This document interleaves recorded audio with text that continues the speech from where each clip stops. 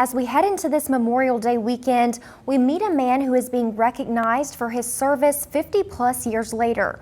Robert Barrett was a medical evacuation helicopter pilot in Vietnam. He and his fellow pilots were tasked with an important mission, saving lives. They evacuated over 900,000 people, flying over 445,000 missions. He and others were recently recognized at the Capitol, and I got to sit down with him and hear his story.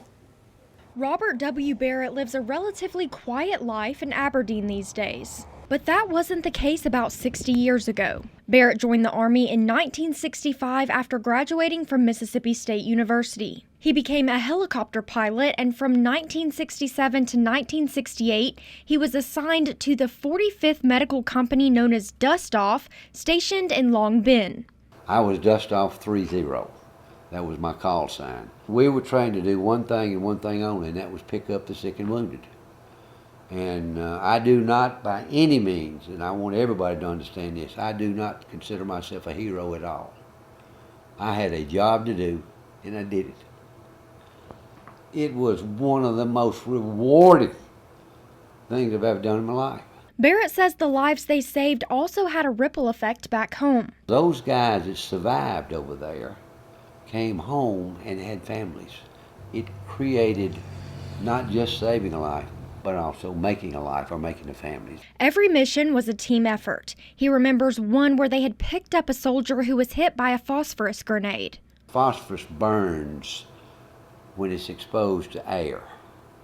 And this man had phosphorus all over his arms and his face, and he was literally burning up. They packed his burns with mud to keep the phosphorus from burning. And of course he would watch, if he'd see a little smoke, he'd put more mud on it.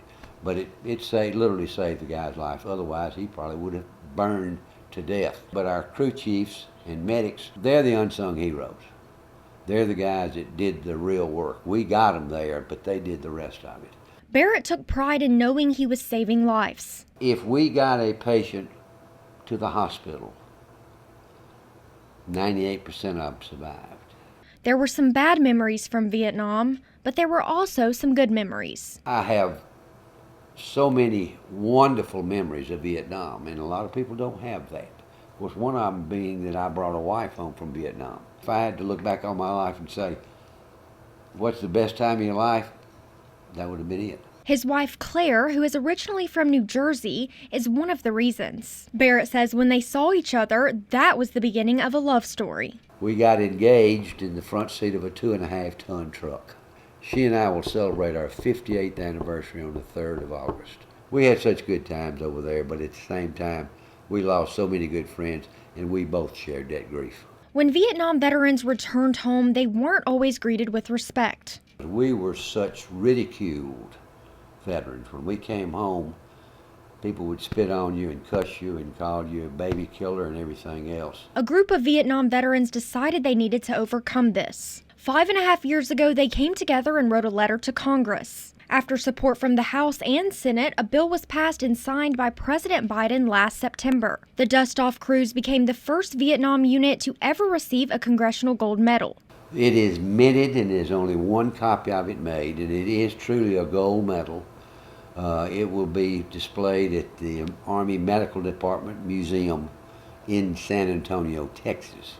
Each of us who flew Dustoff or medevac in Vietnam are entitled to purchase our own personal copy, but it'll be a bronze medal is what it'll be. It takes 12 to 18 months for the medal to be designed, approved, and get it minted. Hopefully I'm still going to be around to see it.